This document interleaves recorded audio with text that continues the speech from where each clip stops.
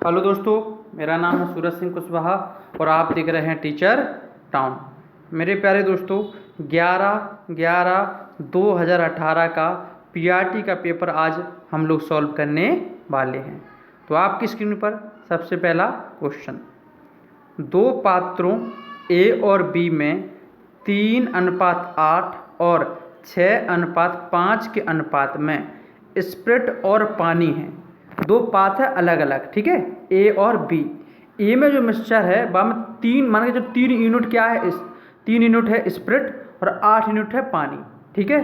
तो और इसी प्रकार से जो बी पात्र है उसमें 6 यूनिट है स्प्रिट और 5 यूनिट या इकाई है क्या, उसमें पानी, ठीक है।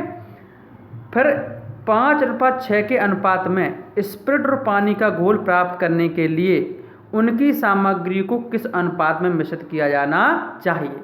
मेरे प्यारे दोस्तों, इसमें जो क्वेश्चन क्या है, दो पात्रों में स्प्रिट और पानी भरा हुआ है, ठीक है।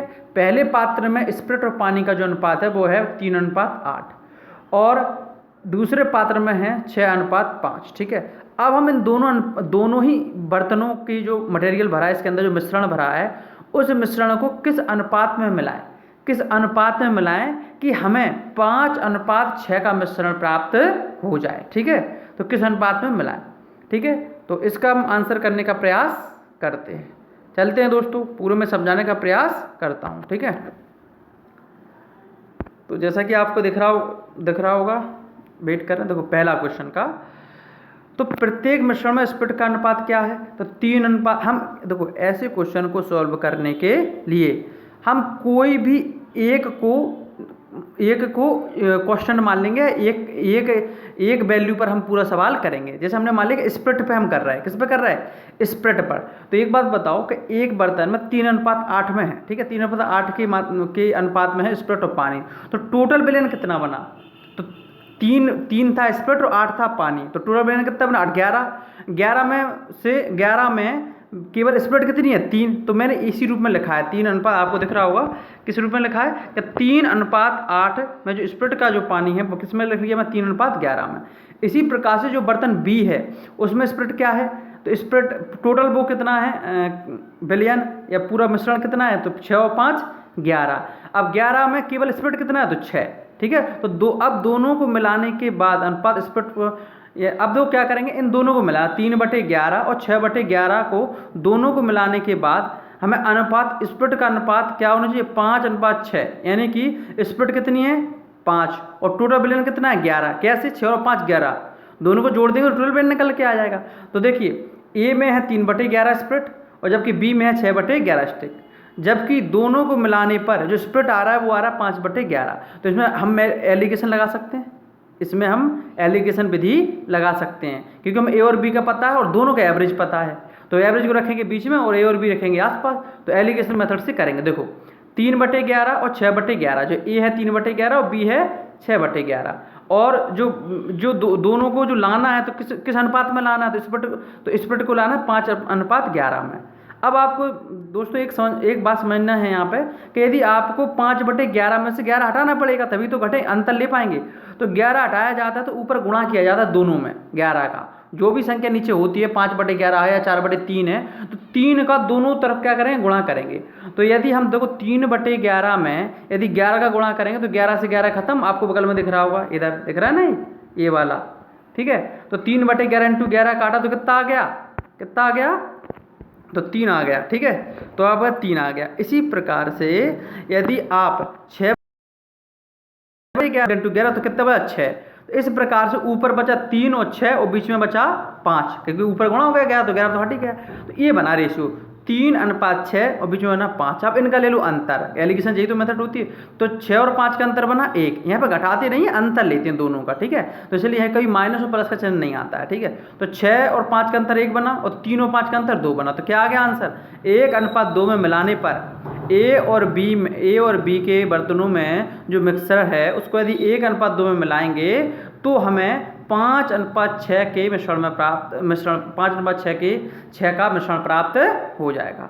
आई होप, आशा की जाती है कि आपको पूर्णतः ये चीज़ समझ में आ गई होगी, ठीक है दोस्तों। तो ये पहला क्वेश्चन हुआ, ठीक है। इसमें सबसे कठिन मैथ पूछा गया है, ठीक है। सबसे कठिन आप देखोगे कि मतलब बहुत कठिन क्वेश्चन है, ठीक है। अच्छे एसएससी लेवल के क्वेश्चन है, तो वही बंदे तैयारी कर सकते हैं इसका जो मल्टी डायमेंशनल है, मैंने पहले भी कहा था, ठीक है दोस्तों। दूसरा क्वेश्चन सॉल्व करने का प्रयास करते हैं। तो आइए, देखो आंसर क्या है, 1/2। समझ में आ गया होगा आपको दोस्तों।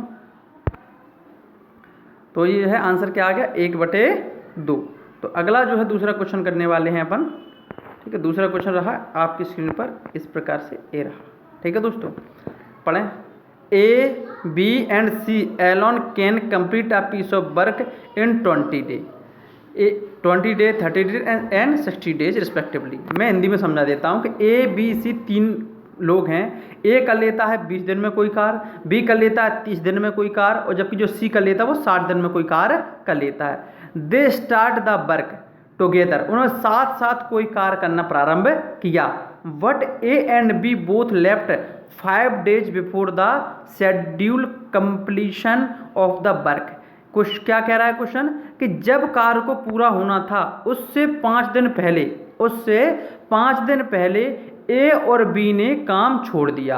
अब ये क्या है, जो शेष कार्य है तो सी अकेला कितने दिन में करेगा, तो सी अकेला कितने दिन में ये कार्य करेगा, ठीक है दोस्तों। तो सबसे पहली बात, इसको समझने के लिए अपन चलते हैं अपने क्वेश्चन के फोटो पर, ठीक है। तो दूसरा क्वेश्चन है ना, तो चलते हैं दोस्तों।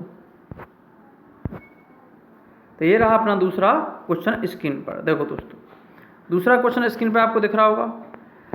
सबसे पहली बात, ए 20 दिन में करता है, समय लिखा है ना, ए 20 दिन में, बी 30 दिन में और सी 60 दिन में। अब हम इनका लेते हैं एलसीएम, और एलसीएम जो आता है उसे कहते हैं टोटल वर्क। क्या कहते हैं उसको, टोटल वर्क कहते हैं। तो 20, 30 और 60 का एलसीएम क्या आएगा, 60। और हम फिर देते हैं 20 का भाग देंगे 60 में तो 3, 30 का भाग देंगे 60 में तो 2, और 60 का भाग देंगे 60 में तो 1 आएगा। और जो जो निकल के आती है ना बीच में वो आती है क्षमता। तो समय 20, 30, 60, क्षमता 3, 2, 1, ठीक है, 3, 2, 1, और एलसीएम आया, एलसीएम आया टोटल वर्क वो है 60। यानी कि टोटल वर्क कितना है, 60, ठीक है। कितना है, 60। ये बताओ, ए की क्षमता क्या है कि ए 1 दिन में 3 कार्य करता है, और बी 1 दिन में 2 कार्य करता है, और सी 1 दिन में 1 कार्य करता है, ठीक है। ये क्षमताएं हैं इनकी। अब एक बात बताओ दोस्तों, यदि ए और बी 5 दिन काम पे नहीं आए होंगे, कितने दिन काम पे नहीं आए होंगे, 5 दिन काम पे नहीं आए होंगे, तो कितना काम बना इनका, तो ए की क्षमता 3 है और बी की क्षमता है 2, दोनों की क्षमता जोड़ेंगे तो 5, यानी कि 1 दिन में दोनों मिलकर 5 कार्य करते हैं। यदि 5 दिन नहीं आए तो कितने दिन, यदि दोनों व्यक्ति और भी 5 दिन कार्य करने नहीं आए तो 25 काम तो ये छूट गया होगा, ठीक है। उसके अलावा हम यहाँ पर एक चीज़ और निकालते हैं, ये 5 दिन मान के चलो, हमने माना कि सी भी नहीं गया, ठीक है। क्यों, इसलिए क्योंकि हम सी का भाग, तो मैं सी का जोड़ दें तो 5 दिन सी ने काम नहीं किया होगा, मान के चलो सी ने भी 5 दिन नहीं कार्य किया, तो सी 5 दिन कितना कार्य, 5 दिन में कितना कार्य करता है, तो 5 कार्य करता है। क्यों, क्योंकि सी 1 दिन में 1 कार्य करता है, जैसा कि आपकी स्क्रीन पे दिख रहा होगा क्षमता में। तो सी की क्षमता कितनी है, 1, तो 5 कार्य सी का बचा, तो 5 दिन का टोटल कार्य कितना हो गया, 30। कैसे, तो 25 कार्य तो कितना है, ए और बी का। 5 दिन में अगर 5 दिन जे नहीं आएंगे तो ये नहीं कर पाएगा। अगर हम ये मान लें, अज्यूम कर लें कि सी भी नहीं गया 5 दिन, तो 5 कार्य किसका रह गया, तो सी का। तो टोटल कार्य कितना रह गया, 30। कितना रह गया, 30। तो टोटल जो शेष कार्य रह गया 30। अब 30 जो कार्य है वो कौन करेगा, अकेला। अब इस 30 कार्य को करवाना अकेले सी से, तो सी कितने दिन में करेगा शेष कार्य को, ये तो क्वेश्चन था। तो शेष कार्य है कितना पहले ये तो पता हो, तो ये हमने फाइंड कर लिया। तो शेष कार्य है 30। कितना है, 30। अब कौन से करवाना, ए से। तो जो बताओ, सी से। किससे करवाना है कार्य, सी से। तो सी 1 दिन में कार्य करता है 1, तो 30 कार्य कितने दिन में करेगा, तो 1 का भाग देंगे 30 में, तो कितना आ गया, आप नीचे देखो क्वेश्चन में, तो 30 में भाग दिया 1 का, क्योंकि 1 क्षमता है तो क्षमता का भाग दिया टोटल वर्क में, तो 30 दिन निकल के आ गया। तो अर्थात शेष कार्य को जो सी है वो कितने दिन में करेगा, 30 दिन में करेगा, ठीक है दोस्तों। कितने दिन में करेगा, 30 दिन में जो है करने जाति का आपको समझ में आ रहा होगा, ठीक है। अब बात करते हैं क्वेश्चन नंबर तीसरे की। 24 पे घातांक 21 माइनस 46 पे घातांक 24 और प्लस 23 पे घात 4 में इकाई के स्थान में कौन सा अंक है। अब आपको इकाई के स्थान पर अंक देखना है। मेरे प्यारे दोस्तों देखो, चलो क्वेश्चन का आंसर पे अपन जाते हैं, ठीक है। तो हम बात करते हैं क्वेश्चन नंबर तीसरे की, ठीक है। किसकी बात करें, तीसरे की। तो आपको दिख रहा होगा स्क्रीन पर तीसरा क्वेश्चन, ठीक है। तो आपको जो है आशा करता हूँ कि तीसरा क्वेश्चन दिख रहा होगा, ठीक है। देखो अगर 4 की डिजिबिलिटी 4 की जो है हम बात करेंगे इकाई अंक की, तो देखो आप देख रहे हो कि 4 पे यदि घात है तो 4 आएगा इकाई पे, 4 पे यदि 2 घात है तो 8 आएगा, 4 पे घात 3 है तो फिर 4 आएगा क्योंकि 64, और 4 पर 4 घात है तो फिर 6 आएगा, सॉरी कितना आएगा, 6 आएगा। ठीक है, तो आपने एक चीज़ बहुत अच्छे से देखी कि जब जब जो इसमें गलत लग गया, 4 पे स्क्वायर 16 होता है तो 6 आएगा, वो 8 गलत लग गया। ठीक है, ये ध्यान रखना। तो आप एक चीज़ उसमें समझने का प्रयास करो कि यदि 4 की विषम घात है तो इकाई अंक आता है 4 ही रहेगा, और यदि सम घात है तो आता है 6। इसकी जो नियम है ये याद रख लो। ठीक है, 4 पे अगर सम घात है, सम घात संख्या है, जैसे 4 पे 3 की घात है तो आप लोग आंखें नीचे लग देना 4 ही आएगा इकाई अंक, और 4 पे यदि सॉरी उल्टा बोल दिया मैंने, यदि 4 पर सम घात है तो 6 आ जाएगा, और यदि 4 पर विषम घात है तो 4 आ जाएगा। उदाहरण 4 पे 1 घात चढ़, एक कैसी संख्या है, विषम, तो 4 एकम 4, तो इकाई अंक क्या आ गया, 4। इसी प्रकार से यदि 4 पर 2 की घात चढ़ाओ तो कितना आएगा, 16, तो 16 में इकाई अंक क्या है, 6, तो 4 में यदि सम घात हो तो 6 आता है। ठीक है, तो एक नियम ये याद रख लो। तो देखो 4, क्योंकि अपन 200 को मतलब नहीं होता, इकाई अंक ले लो। तो 21 कैसी संख्या है, 21 की घात चढ़ी ना, तो 21 की घात जब चढ़ी है तो 21 एक विषम संख्या है, तो 4 पर जब किसी विषम की चढ़ी रहती है तो अंक क्या आता है, इकाई का अंक 4 ही आता है। तो मैंने क्या लिख दिया नीचे, 4। इसी प्रकार से 6 पे चाहे 1 की घात हो, 2 की घात हो, चाहे सम घात हो, चाहे कुछ भी घातें हो, 6 का हमेशा आंसर 6 ही रहेगा। 6 पे कोई भी घात चढ़ी हो हमेशा आंसर क्या आएगा, 6 ही आएगा, केवल 0 को छोड़कर। तो वो तो सबको पता है कि किसी भी संख्या पर यदि 0 की घात चढ़ा दे तो उसका मान 1 हो जाता है। उसका मान कितना हो जाता है, 1 हो जाता है। ठीक है, तो 6 पे अगर 24 की घात है तो 6 ही आना है। इसी प्रकार से मेरे प्यारे दोस्तों 3 की घात की बात करें, किसकी, 3 की घात बात करेंगे, तो 3 पर यदि 1 की घात है तो आता है 3 इकाई का अंक, और 2 की घात है तो 9, 3 की घात है तो 7, और 4 की घात है तो 1, 4 की घात है तो 1, ये याद रख लो। ठीक है, याद रखो, 3 9 7 1। ठीक है, 3 9 7 1 3971। ठीक है, अब दो 4 घात है, तो 4 घात है तो क्या आएगा, 1। अब इसको पूरा कैलकुलेट आप समझ में आ गया कि 4 - 6 + 1 कैसे आया। ठीक है, अब इसको जो अपने जोड़ा तो इसका जो आंसर है वो -1। जो ध्यान रखना, कभी भी इकाई अंक निकाल रहे हो तो वो माइनस में नहीं आएगा, 1 तो माइनस में नहीं आएगा आंसर कुल मिला के। जब माइनस में आंसर नहीं आएगा तो उसे प्लस में कैसे बदलें, तो -1 है। ठीक है, जब ये -1 है तो इसको 10 से मैं जोड़ दूँ, तो -1 को 10 में जोड़ो तो क्या आया, 9। तो इस प्रकार से, तो इसमें देखो लिखा है माइनस में उत्तर आने पर 10 से जोड़कर आंसर निकालेंगे। ठीक है, या निकाल लें, तो -1 + 10 करेंगे तो प्लस की क्या आ गया, 9, तो इसका इकाई का अंक क्या बना, 9। आई होप दोस्तों, आशा करता हूँ कि आपको जो है समझ में आ गया होगा ये क्वेश्चन। तो इसका इकाई का अंक क्या निकला, 9। देखिए 9 ही इसका आंसर है। ठीक है, अब चलते हैं चौथा क्वेश्चन। 12 वस्तुएं बेचने पर एक व्यक्ति को 3 वस्तुओं की विक्रय मूल्य के बराबर हानि होती है, उसका हानि प्रतिशत कितना है। मेरे प्यारे दोस्तों, जब जो रियल हानि जो निकालते हैं, चाहे हानि निकालें चाहे लाभ निकालें, वो निकालते हैं क्रय मूल्य पर। किस पर निकालते हैं, क्रय मूल्य पर। ठीक है, ये ध्यान रखना, ये चीज़ हमेशा ध्यान रखना, क्योंकि जैसे जब तक ना कही जाए विक्रय मूल्य पर हानि निकाल रहे हैं, तब तक आप जो निकालते हैं हम लाभ या हानि, वो निकालते हैं अपने सीपी पर या क्रय मूल्य पर। तो सबसे पहले अपन यहाँ क्या करने वाले हैं, समझने का प्रयास करेंगे। ठीक है, तो क्वेश्चन नंबर कौन सा है, क्वेश्चन नंबर की बात करेंगे तो 5वां क्वेश्चन देखेंगे। देखो, हम मान लेते हैं कि एक वस्तु का, अब क्या है कि एक हम विक्रय मूल्य पर दिए ना, तो हम ये मानते हैं कि एक वस्तु का जो विक्रय मूल्य है, जो एसपी है, जो सेलिंग प्राइस है, वो है 1 रुपये। ठीक है, यही लिखा है। हम मान लेते हैं कि एक वस्तु का विक्रय मूल्य एसपी 1 रुपये है, तो 12 वस्तु का विक्रय मूल्य कितना होगा, 12। अच्छा, 3 वस्तु के बराबर हानि हुई ना, तो जब तक एक वस्तु का विक्रय मूल्य 1, तो जब तक 3 वस्तुओं की हानि का विक्रय कितना होगा, 3 रुपये। अर्थात उसने किसी चीज़ को 12 में बेचा, मैंने 12 रुपये में बेचा, तो 3 की हानि हुई। एक बात दिमाग लगाओ, यदि मैं आपसे बोलूँ कि मैंने 100 रुपये में बेची कोई चीज़, फिर भी मुझे 20 रुपये ही हानि हुई, तो बताओ मेरा क्रय मूल्य क्या, तो आप लगा लोगे कि 100 में बेचने पर 20 की हानि हुई तो 20 रुपये और जोड़ देंगे, तो 120 की थी चीज़। ये स्वाभाविक है ना, कि 12 में बेचने पर 3 रुपये की हानि हुई, इसका अर्थ 15 की थी वो चीज़।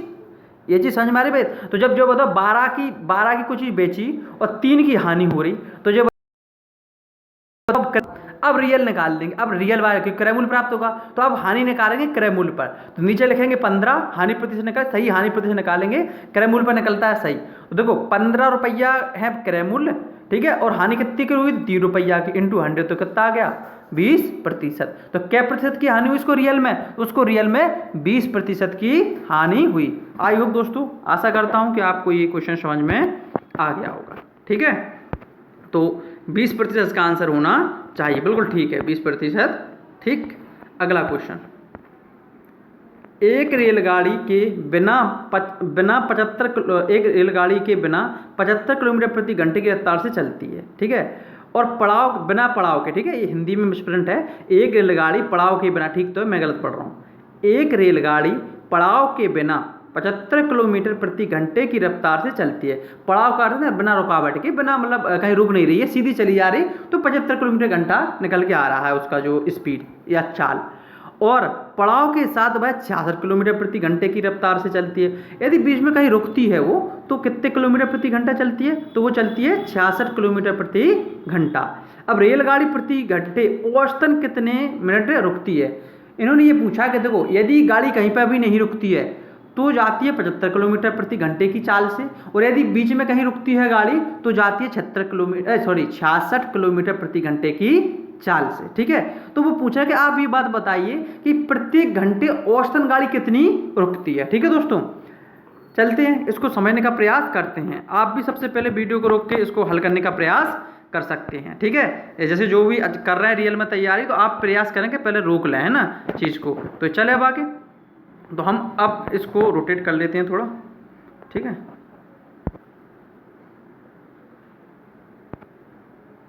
इसको रोटेट करके बड़ा कर लेते हैं। देखो दोस्तों, आपको पता होगा क्वेश्चन नंबर 5, चाल बराबर क्या होता है, दूरी बटे समय। आप देख रहे हो कि चाल और समय का संबंध क्या बना, चाल और समय एक दूसरे के विपरीत होते हैं, दिख रहा है ना समय में, कि चाल बढ़ेगी तो समय घटेगा, और समय बढ़ेगा तो चाल, मतलब उल्टा संबंध है। यदि चाल बढ़ेगी तो समय घटता है, और समय बढ़ेगा तो चाल घटेगी, ठीक है। अब वो चाल कितनी है, 75, चाल माने स्पीड कितनी है, 75 से 66 किलोमीटर हो रही, बिना रुके जा रही तो 75, और रुक के जाती 66 किलोमीटर प्रति घंटा। अनुपात बनाएंगे इसका, 5 से भाग दे, किससे भाग देंगे, 3 से भाग देके, तो ये 25 हो जाएगा स्पीड का अनुपात, और 22, 25:22 होगा स्पीड का अनुपात। अभी मैंने बताया कि स्पीड माने चाल और समय का जो अनुपात होता है वो उल्टा होता है। अब समय का अनुपात क्या बनेगा, अब बनेगा 22 से 25, समय का अनुपात क्या बना, 22 से 25, यानी कोई पहले चीज़ पहले जो है 22 मिनट में पहुंच रही थी रेल या जो भी व्हीकल था या रेलगाड़ी थी, अब वो क्या कर रही है, 25 मिनट में पहुंच रही है। कितने मिनट में पहुंच रही है, 25 मिनट में पहुंच रही है, ठीक है।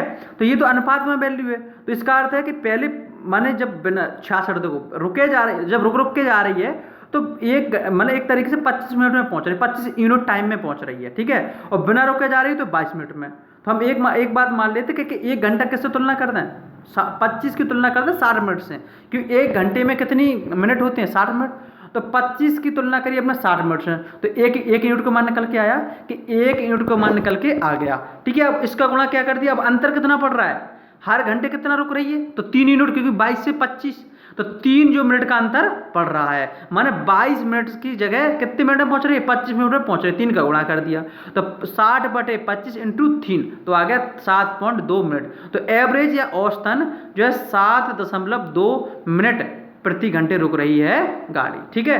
आप समय का आपने ले लिया, देखो 25 यूनिट समय लग रहा है, मैंने 22 की जगह अगर समय की बात करें तो 22 अगर मिनट लग रहे थे तो अब कितने मिनट लग रहा है, 25 मिनट, ऐसे मान लो, ठीक है, समय है ये।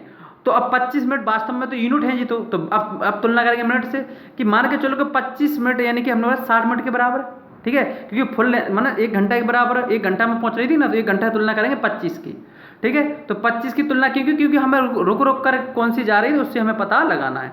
तो कितने 25 के बराबर है 60, तो 1 के बराबर क्या होगा, 60/25, यानी कि 1 यूनिट का टाइम निकल के आ गया।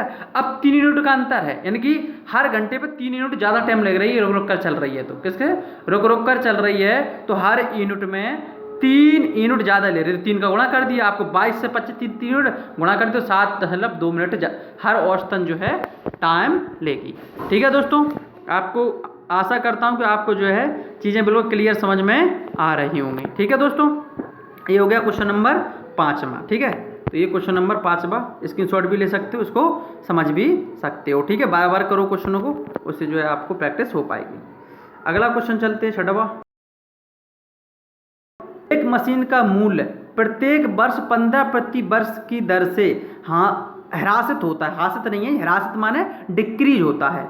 अगर मशीन का वर्तमान मूल्य 18,000 रुपये है तो 2 वर्षों की समाप्ति पर उसके मूल्य में प्रतिशत कमी कितनी होगी, उसके मूल्य में प्रतिशत कमी कितनी होगी। एक बार क्वेश्चन पढ़ना है वीडियो को रोक के 1-2 बार, तब सॉल्यूशन पर जाया करो मेरे, ठीक है।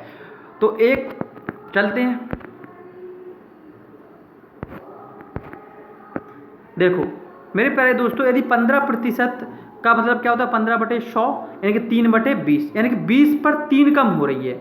माने हर साल यदि मान के चलो 20 रुपए की कोई चीज़ थी तो 3 रुपये कम हो जा रही, तो यानी कि 20 से 17 बच रही एक साल में।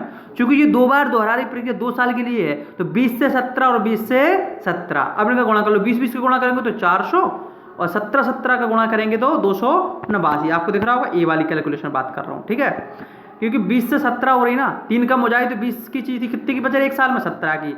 और ये फिर अगली साल भी अगर मान के चलो 20 की थी तो कितनी की बच रही, 17 की। इसका क्या कर लो अपन गुणा, 20 का स्क्वायर क्या होता है 400, 17 का स्क्वायर क्या या गुणा क्या होता है 289। यानी कि कोई चीज़ 400 की थी, बची कितने की 289 की थी, कितनी कम हुई 111, कितने पे कम हुई 400 पर, माना कोई 400 की थी, कितने की बची 289, तो कम कितनी हुई 111। तो 400 पे 111 इंटू 100 जब आप भाग दोगे तो आपको निकल के आएगा 27.75% की जो है 2 साल में कमी आ जाएगी, ठीक है क्या नहीं। और अगर पैसा के रूप में पूछते हैं तो अपन पैसे दिए पैसा के रूप में निकाल देते, कैसे, तो ऐसे निकालते कि अपन 4 मतलब एक तरीके से 400 बराबर जो 1800 करते, समझ में आ रही होगी, 111 का निकाल लेंगे, या ऐसे निकाल सकते 27.75% निकाल दो 18,000 का, ठीक है। चले, तो आपको आशा करता हूँ कि समझ में आ गया होगा ये पूरा क्वेश्चन, स्क्रीनशॉट ले सकते हैं, इसको हल करने का प्रयास कर सकते हैं। चलिए दोस्तों, अगला क्वेश्चन जो हो गया आपका जो है 27, अच्छा नहीं हुआ ये 7वां क्वेश्चन। देखो 7वां क्वेश्चन मैं समझा देता हूँ, बहुत अच्छा क्वेश्चन है, बहुत ही कंसेप्चुअल क्वेश्चन है। मुझे नहीं लगता DSSC में इतना जो है कठिन पेपर मैथ का बहुत कम ही आते हैं। ये बहुत कठिन मैथ तो इसमें बहुत ही जटिल स्तर का दिया है, बहुत कैलकुलेटिव, बहुत टाइम टेकिंग, जबकि DSSC में एक पेपर को सॉल्व करने के लिए केवल और केवल 36 सेकंड मिलते हैं, ठीक है। 6 cubes each of edges 2 centimetre are joint. तो वो 6 घन हैं, इनकी घन की प्रत्येक जो भुजा है या प्रत्येक जो एज है या भुजा है वो 2 सेंटीमीटर की है। आप जानते हो मेरे दोस्तों कि घन की प्रत्येक भुजा आपस में बराबर होती है, यानी कि पूरी भुजा कितनी 2-2 की है, ठीक है। और इन 6 घनों को एक दूसरे से ज्वाइंट यानी कि जोड़ा जाता है, तो एक रेक्टेंगल बन जाएगा लंबा। आपको समझ में आ रही होगी ये कंसेप्ट कि अगर 6 घनों को एक साथ जोड़ दिया जाए, ठीक है, तो क्या बनेगा, एक क्या बनेगा पर वो रेक्टेंगल नहीं सॉरी क्यूबॉइड बन जाएगा, घनाभ बन जाएगा। जब 6 घनों को एक लाइन में जोड़ोगे तो क्या बन जाएगा, घनाभ बन जाएगा। तो वो ये कह रहा है कि यदि 6 घन का जो पृष्ठीय क्षेत्रफल में कितनी कमी आएगी, जब ये नई आकृति बनी हो जो पहले पुरानी अलग अलग थे, तो 6 घनों का जो पृष्ठीय क्षेत्रफल था जब इनको जोड़ दिया गया तो जो घनाभ बना उससे जो है कितने मतलब प्रतिशत की कमी आई उसके पृष्ठीय क्षेत्रफल में, ठीक है। तो देखो सबसे पहली बात यही है क्वेश्चन में, तो एक बार पढ़ दूं। 6 cubes each of edges 2 centimetre are joint and to and to from uh cuboid, ठीक है, to form uh cuboid. What is percentage decrease in surface area, पृष्ठीय क्षेत्रफल में कितनी कमी आएगी। जैसे 6 क्यूब होते हैं अलग अलग, तो उनका अलग अलग पृष्ठीय क्षेत्रफल अलग होगा, जोड़ेंगे टोटल। और फिर जब इसको एक साथ में जोड़ दिया गया एंड टू एंड, मान लो कि किनारों से जोड़ दिया गया उन्हें, तो फिर जो क्यूबॉइड बना उसके क्षेत्रफल जो क्यूब की तुलना में या जो घन की तुलना में जो घनाभ बना उसके पृष्ठीय क्षेत्रफल कितना कम होगा प्रतिशत में, बताओ। तो देखिए मैं बस चित्र के समझा देता हूँ तो आपको बड़े आसानी से समझ में आ जाएंगी चीज़ें, ठीक है। तो इसको देखो समझने का प्रयास करते। देखो सबसे पहली बात है कि घन ऐसा होता है, ठीक है, क्योंकि ये होता है तो घन ये ऐसा होता है। एक बात बताओ दोस्तों, यदि घन ऐसा होता है और प्रत्येक भुजा 2-2 की है, तो घन का यदि हम एक पृष्ठ निकाल लें बाहर, ठीक है, एक दीवार निकाल लें, तो उस दीवार का क्षेत्रफल क्या होगा, 2 × 2 4, कितना होगा 4 होगा कि नहीं होगा। ऐसी कितनी दीवार हैं 6, ऐसी कितने दीवार हैं 6, तो 6 चौको 24, तो एक घन का जो पृष्ठीय क्षेत्रफल होगा वो कितना होगा 24। जो 6 घन का कितना होगा 6 × 4 × 6, ठीक है। सूत्र क्या होता है पृष्ठीय क्षेत्रफल का 6a², क्योंकि एक दीवार का होता है a², क्योंकि रियल में बात क्या है कि प्रत्येक दीवार एक वर्ग ही तो है। घन क्या है, घन कुछ भी नहीं है, 6 दीवारों से मिलकर बना, 6 जो है वर्ग के आकार की दीवारों से तो मिलकर बना है। तो एक वर्गाकार दीवार का निकाल लिया अपन ने क्षेत्रफल, और उसमें 6 दीवार होती घन में, तो इसलिए इसका सूत्र होता है 6a², ठीक है। एक घन का पृष्ठीय क्षेत्रफल कितना होगा 6 × 4, तो 6 का कितना होगा 6 × 4 × 6, ये हमने निकाल लिया है। अलग अलग जब घन थे तो उनका पृष्ठीय क्षेत्रफल हमने निकाल लिया है, ठीक है। अब अगर देखो आप जब मेरे प्यारे दोस्तों जोड़ोगे तो आप देखना पहले की जो दूसरी दीवार है जो यहाँ पर चिपकी हुई है, पहले की दूसरी दीवार माने ये वाली, यहाँ बात कर रहा हूँ ये वाली, ये दिख रही ना, ये दिख रही है आपको, ये वाली, ठीक है। तो ये वाली जो दीवार होगी वो चिपक जाएगी, तो इसका क्षेत्रफल कम हो जाएगा। तो 1 2 जो बीच के, अब मैं समझा देता हूँ, बीच की जो 1 2 3 और 4 जो घन है, यानी कि 2 दीवारों का क्षेत्रफल हो गया समाप्त, क्योंकि वो चिपक गई एक तरीके से। समझ में मेरी बात करनी, क्या होगा, समाप्त हो गया। तो जो बताओ 4 घन के 2 दीवारों का क्षेत्रफल समाप्त हो गया, तो कितनी दीवारों समाप्त हुआ, घन क्षेत्रफल समाप्त हुआ, तो 8 दीवारों का, क्योंकि एक घन में 2 दीवारें हो गई, देखो व्यस्त हो गई, माने उसको छिप गई, एक घन की 2 दीवारें छिप गई, जबकि समझ में बात करनी तो केवल तो 4 घन की कितनी दीवारें छिपी, 8 दीवारें, तो 8 सतह छिप गई, प्लस जो पहला घन है उसकी 2 दूसरी दीवार छिप गई, और जो आखिरी घन है उसकी पहली दीवार छिप गई, तो टोटल 8 सतह छिप गई। कितनी छिप गई, 8 सतह। मैंने क्या बताया था अभी, एक सतह का क्षेत्रफल कितना होगा, क्योंकि घन की एक भुजा कितनी, 2 सेंटीमीटर की, तो 2 इंटू 2, क्योंकि उसकी लंबाई और चौड़ाई कितनी हुई, 2 2 तो होगी, तो एक दीवार का जो क्षेत्रफल होता है वो होता है 4, तो 10 का कितना होगा, 40 सेंटीमीटर स्क्वायर एरिया। तो इसका अर्थ क्या है कि जब इन छाया को जोड़ देंगे तो जो घनाभ बनेगा उसमें 40 सेंटीमीटर स्क्वायर की कमी आ जाएगी कि नहीं आ जाएगी, कम होगा, तो 40 कम आ जाएगा। तो जो बता 40 कहाँ पे कम हुआ, इस पर ही तो कम होगा जी, 6 4 इंटू 6, यानी कि टोटल जो 6 घनों का क्षेत्रफल था अलग अलग, उसमें जब अपन ने घना बनाया तो 40 सेंटीमीटर स्क्वायर की कमी हो गई, तो 40 रखेंगे ऊपर, नीचे रखेंगे 6 इंटू 6 इंटू 4, और जब आप इसको करोगे तो आपका आ जाएगा 27.8%। ठीक है, कैलकुलेशन समझ में आ गई होगी। ठीक है दोस्तों, तो आशा करता हूँ कि आपको ये पूरा कंसेप्ट समझ में आ गया हो कि मैं क्या कहना चाह रहा हूँ। ठीक है, तो आप इसका स्क्रीनशॉट भी ले सकते हैं। ठीक है दोस्तों, पूरा आपको दिख रहा होगा कि मैंने क्या समझाने का प्रयास किया है। ठीक है, तो ये कंसेप्चुअल क्वेश्चन पूछे गए, इसमें बहुत अच्छे क्वेश्चन पूछे गए। यदि आपको ये क्वेश्चन समझ में आ रहे हैं तो इसका अर्थ है कि आपका मैथ की कंसेप्चुअल अंडरस्टैंडिंग बहुत अच्छी है। ठीक है, अब आगे चलते हैं दोस्तों अगले क्वेश्चन पर, जो 27.8%। देखो इसका आंसर है कितना, 27.8%। ठीक है, क्वेश्चन नंबर 7। अब आ जाओ क्वेश्चन नंबर 8।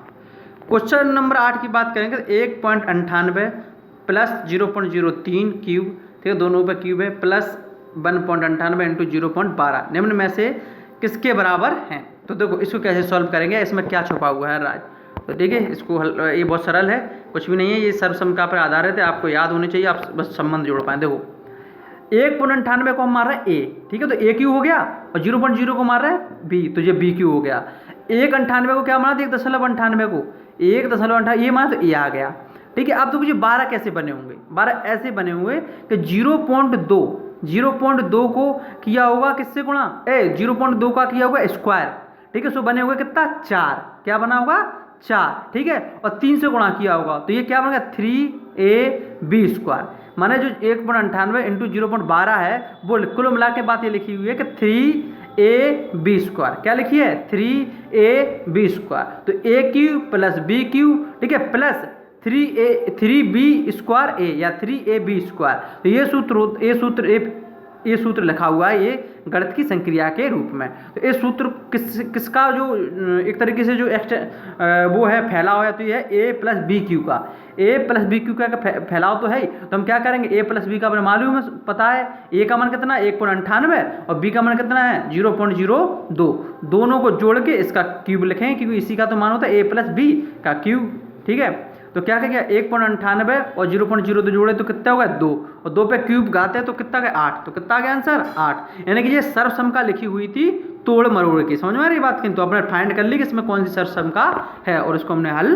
कर लिया। आई होप दोस्तों आपको जो है समझ में आ गया होगा, स्क्रीनशॉट भी ले सकते हैं इसका। ठीक है, ये चीज़ समझ में आ गया 8वां क्वेश्चन, तो बहुत अच्छे से जो है समझ में आ जानी चाहिए। 2-3 बार क्वेश्चन पढ़ें और जो उसको समझने का प्रयास करें। ठीक है दोस्तों, अब प्रयास करते हैं अगले क्वेश्चन के। ठीक है, 8वां क्वेश्चन हो चुका है, ये बहुत ही जो है लेंदी इसमें क्वेश्चन आए हैं। तो अगला, कोई वस्तु एक निश्चित मूल्य पर बेची जाती है, ठीक है, उस मूल्य के 5/7 पर उसे बेचने पर विक्रेता को 10% का लाभ होता है। तो मूल्य पर उसका लाभ प्रतिशत ज्ञात कीजिए। एक बात बताओ, यदि जैसे मान के चलो कोई चीज़ 7 रुपये की जगह यदि 5 में बेच रहा है, तब भी उसे कितने प्रतिशत का लाभ हो रहा है, 10% का लाभ हो रहा है। यानी कि अपने पास क्या नहीं है, तो अपने पास जो है क्रय मूल्य नहीं है, क्या नहीं है, क्रय मूल्य नहीं है अभी। तो देखो यदि कोई चीज 7 में बेचने की जगह यदि कोई व्यक्ति 5 रुपए में बेच रहा है तो भी हो रहा है, ठीक है, किसका लाभ हो रहा है, तो भी उसे जो है 10% लाभ हो रहा है। यानी कि इसका अर्थ क्या हुआ कि उस, चलो इसको मैं पहले निकाल लूं तो आपको ये समझ में आ जाएगा, ठीक है दोस्तों।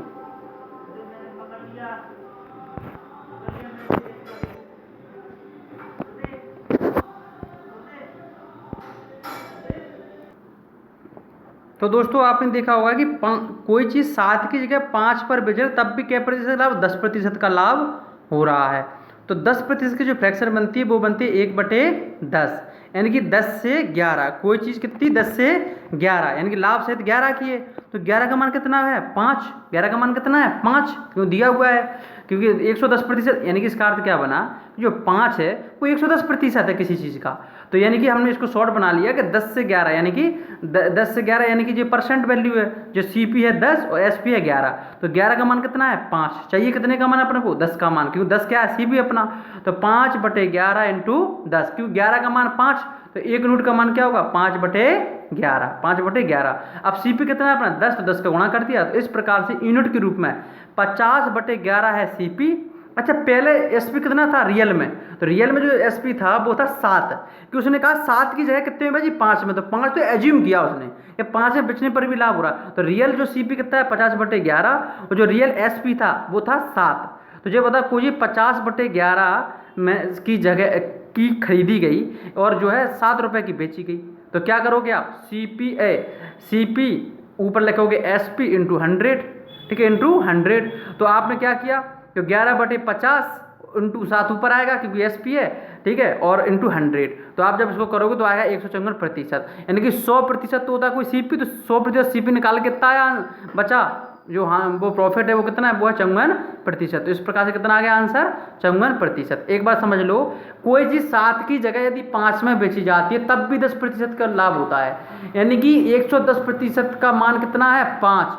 तो 100% का मान कितना होगा, ऐसे निकाल सकते हो आप। तो क्या लिखोगे, 110 ऊपर आएगा 5 इंटू 110, ठीक है। जैसे मैंने इसको शॉर्ट कर लिया तो 10 से 11 मान, क्योंकि 100 चाहे 100 से 110 मान लो, चाहे 10 से 11, बात तो एक ही है।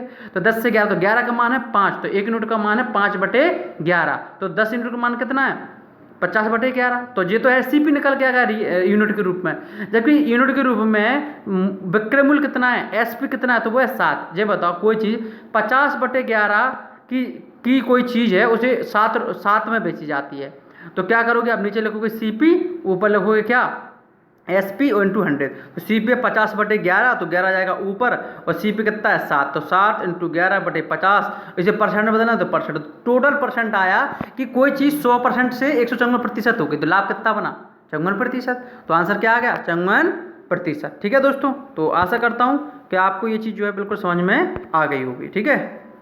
तो अब यहाँ से अपन प्रयास करते हैं, अगला 9 हो गया, अब चलते हैं 10वें पे, ठीक है। एक बार क्वेश्चन और देख लें, ठीक है। तो क्वेश्चन ये था, ठीक है, एक बार और देख लेना आप क्वेश्चन और समझने का प्रयास करना, मैंने समझाने का प्रयास किया है। अगला, 2 संख्याओं का महत्तम समावर्तक 14 है और उनका योग 294 है, तो संख्याओं के ऐसे कितने युग्म या जोड़े संभव है। बहुत ही जो है लॉजिकल क्वेश्चन है और बहुत ही अच्छा क्वेश्चन है, ठीक है। इसको समझो, करो, और जो किसी भी एग्जाम की आप तैयारी कर रहे हो, इसमें जो मैथ इतना मतलब इतने अच्छे लेवल का मैथ आता है कि आप मतलब सोच ही नहीं सकते हो कि क्या मैथ है, ठीक है। नहीं, तो ये चीज़ समझने का प्रयास करना आप, ठीक है, कि ये मतलब क्या चीज़ है। तो सॉरी दोस्तों, अभी कुछ,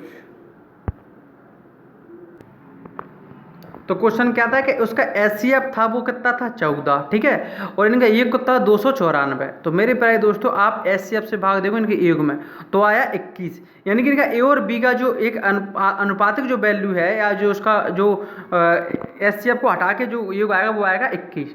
तो आप कितने जोड़े बना सकते हो, देखो, तो आप 21 कैसे कर सकते हो, 1 इंटू 20 आएगा, 2 इंटू 19 आ सकता है, 3 इंटू 18 आ सकता है, 4 इंटू 17 आ सकता है, 5 15 आ सकता है। लेकिन जैसे ही आप 7 और 14 का अनुपात लोगे तो ये गलत हो जाएगा। देखो, चाहे मैंने बगल में आपको दर्शाया भी है, देखो यहाँ क्यों हो जाएगा, क्योंकि देखो 14 SCF है, अब 7 आ गया उसमें, ठीक है, 14 SCF एक 7 आ गया, एक 14 आ गया, तो एक डबल बार 14 पड़ जाएगा उसमें। समझ में आ रही बात कि नहीं? तो ये केवल 6 ही संख्या ऐसी संभव है जो आप मैंने लिखा है। चाहे आप ऐसे करके देख लो कि देखो 7 में जब आप गुणा करोगे 14 का और 14 का, तो इसमें क्योंकि SCF है तो SCF का दोनों गुणा होगा, दोनों जगह अनुपात में होगा, तो 14 7 98 और 14 का होता है 196, तो 196 तो पहले ही ज़्यादा होगी ना संख्या, क्योंकि 294 होना है टोटल, ये कितना होना 294। तो आप देखोगे कि जैसे ही 7 या 14 आ जाएगा, 14 आ जाएगा किसी भी कि 14 SCF है, तो कब तक ले जाना है तुम्हें, जब तक कि जोड़े में कहीं पे 14 ना आए, क्योंकि 14 SCF है उसका। यदि वो 14 किसी भी अनुपात में आ जाता तो वहीं से वो संख्या फिर जो है सही वैल्यू नहीं देगी, वो संख्याएं फिर मतलब इतनी वो सही नहीं रहेगा वहाँ पर, मतलब जो आंसर ऐसा नहीं आएगा जो उसने कहा है। क्यों? क्योंकि 14 आ गया तो 14 2 बार हो जाएगा, तो फिर SCF 14 थोड़ी रहेगा, फिर तो SCF से कितना हो जाएगा, ज़्यादा हो जाएगा, 98 हो जाएगा। फिर समझ में बात करें तो इसलिए जैसे ही SCF रिपीट हो अनुपात में यहाँ पर, तो उस वहीं से समझ लेना कि अब ये आगे संख्या नहीं आएंगी। तो 1 से लेकर 6 तक रिपीट होंगी, यानी कि यदि आप 14 गुणा करके देखेंगे तो 14 एकम 14 और 280, और 14 एकम 14 और 14 गुणा करो 20 से 280, 294 बार। इसी प्रकार 14 दूनी 28, 19 से करेंगे तब भी 294 आएगा। इसी प्रकार 14 का 3 में करेंगे और 18 में करेंगे, जोड़ देंगे तो भी 294। इसी प्रकार 14 का 4 में और 17 में करोगे तो भी योग करोगे तो इतना ही आ जाएगा। ठीक है दोस्तों, तो ये इसमें ये लॉजिक है, ये बहुत वैसा क्वेश्चन है, तो आप जो इसको समझने का प्रयास करना कि मैंने क्या किया है। ठीक है, तो अब ये 7 से क्यों रिपीट नहीं हो रहा, क्योंकि इसमें 14 आ गया, 14 उसका SCF है, तो 14 2 बार हो जाएगा तो SCF बढ़ जाएगा ना, गलत हो जाएगा क्वेश्चन, और योग भी उतना नहीं आएगा। ठीक है, तो आपको इसमें ये ट्रिक रखनी है कि जैसे ही किसी भी तरफ SCF रिपीट हो जाएगा वहीं से वो आंसर फिर आगे जाके वो वैसा अनुपात नहीं रहेगा कि जो वो शर्त मांग रहा है, यानी कि जो SCF निकल के आ जाए। ठीक है, तो ये चीज़ समझ में आ गई बात, तो इस चीज़ को आप समझ लेना और स्क्रीनशॉट लेके इसको करने का प्रयास करना। ठीक है, तो अब चलते हैं जो है अगला क्वेश्चन। अगला क्वेश्चन है 11वां। तो 11वां क्वेश्चन आप करोगे तो 0 ये है जो है एक तरीके से डेसिमल संख्या है जो रिकरिंग और रिकरिंग जो अनावृत और आवृत संख्याएं हैं, इनको कैसे भिन्न में बदलते हैं मैं समझा देता हूँ और इनका ये क्या आएगा और इसे कैसे कर सकते हैं। चलो देखो दोस्तों 0.003 है, ठीक है, फिर है प्लस 0.09 प्लस 0.623, 23 पे है बार, फिर 09 पे बार है और फिर 03, तो इस पे केवल 3 पे बार था, उसमें मैं भूल गया क्वेश्चन में, आप देख लेना। ठीक है, 3 पे बार है। तो देखो इसको कैसे बदलते हैं, जितनी भी संख्या पे बार होता है उतनी 9 आती है नीचे, ठीक है, उतनी आती है 9 नीचे, और जिन पर नहीं, देखो पॉइंट के बाद या दशमलव के बाद जितनी संख्याओं पर क्या होता है बार होता है उतनी 9 नीचे आती है, और जिन संख्याओं पर बार नहीं होता है, जिन संख्याओं पर बार नहीं होता उतना 0 आ जाता है बाद में। कितने आते हैं, 0 आ जाते हैं। तो 3 पे बार है तो 3 ऊपर जाके तो रखे रहे, और 9 नीचे आ गया और 0 पे बार नहीं है, का 0 3 है, तो 9 और 0 की जगह क्या आ गया, एक 0 ले लेंगे अपन। इसी प्रकार से 0 और 9, तो ये बता दोनों संख्या में बार है तो 9/99, क्योंकि दो संख्या में बार नीचे उतनी 9 आ जाएंगे। 623, तो देखो दोस्तों इसमें क्या होता है कि 623 में से तो सबसे पहली बात तो क्या करना है कि आपको जितने भी अंकों पर बार है उतने 9 लगा लो नीचे, तो 2 अंकों पर बार है 9 लगा लिया।